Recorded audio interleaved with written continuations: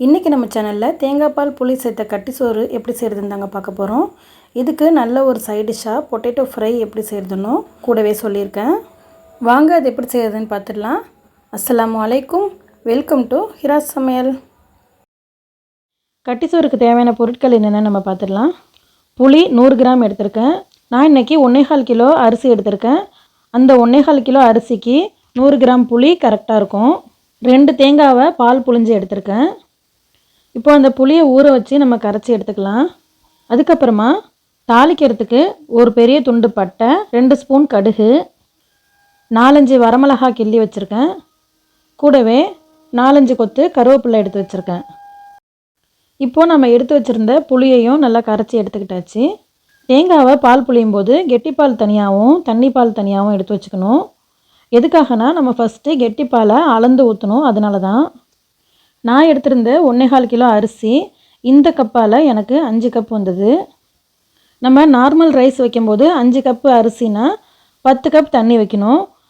But இந்த கட்டி சோறுக்கு நம்ம அதிகமாக தண்ணி வைக்கணும். இந்த டம்ளரால் 5 டம்ளர் அரிசி வந்தது. அதனால் நான் இன்றைக்கி 10 + 2.5 டம்ளர் எக்ஸ்ட்ரா 2.5 டம்ளர் நான் சேர்க்க போகிறேன். இது நல்லா குழைவாக இருந்துச்சுன்னா இந்த கட்டி சோறு நல்ல டேஸ்ட் அதிகமாக இருக்கும். இது பச்சரிசிலையும் செய்யலாம், புழுங்கல் அரிசிலையும் செய்யலாம். நான் இன்றைக்கி பச்சரிசியில் செய்கிறேன்.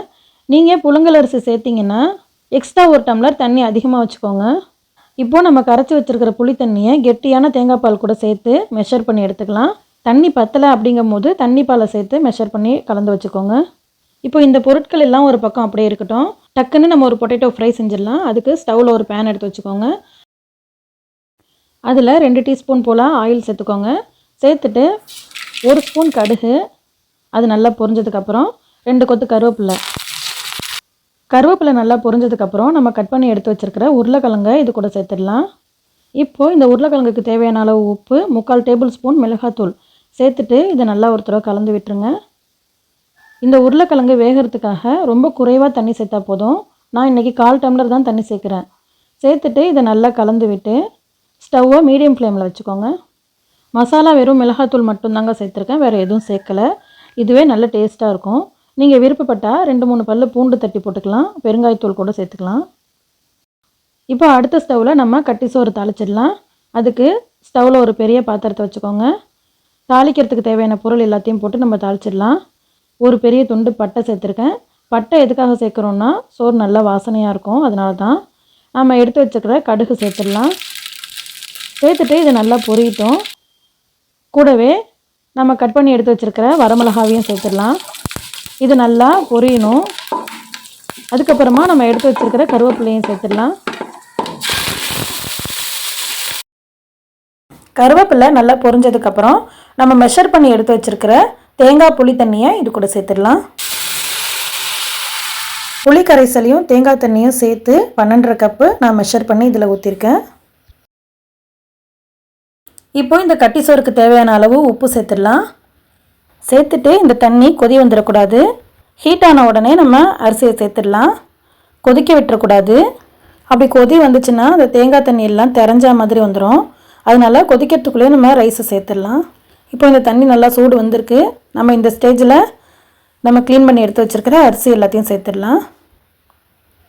அரிசி சேர்த்ததுக்கப்புறம் நம்ம அடிக்கடி கிண்டக்கூடாது. இப்போ நமக்கு பக்கத்தில் பொட்டேட்டோ ஃப்ரை ஆகிட்டுருக்கு. நம்ம ஊற்றின தண்ணி எல்லாம் ட்ரை ஆகிடுச்சு. பொட்டேட்டோ வெந்துருச்சான்னு செக் பண்ணிடலாம். வெந்திருக்குதுங்க, நல்லா சாஃப்டாக வெந்திருக்கு. ஒருவேளை உங்களுக்கு வேகலைன்னா 1 டீஸ்பூன் மட்டும் தண்ணி சேர்த்து வேக வச்சு எடுத்துக்கோங்க. நமக்கு இப்போ பொட்டேட்டோ ஃப்ரை ஆகிடுச்சு. ஆனால் சோறு இன்னும் கொதி வரல. இப்போது கட்டி சோறு எப்படி இருக்குன்னு பார்க்கலாம். பாருங்கள், 3/4 பதம் வெந்திருக்கு. இதே இன்னும் ஒரு 10 நிமிஷம் இருந்தால் போதும்.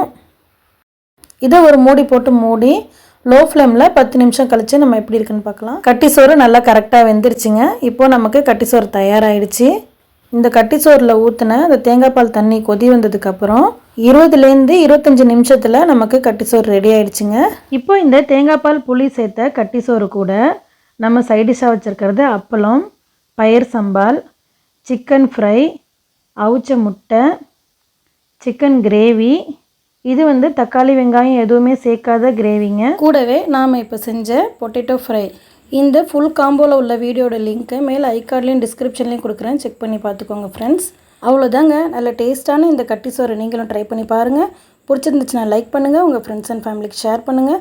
நம்ம ஹிரா சமையல் சேனலை சப்ஸ்கிரைப் பண்ணிக்கோங்க. தேங்க்ஸ் ஃபார் வாட்சிங்.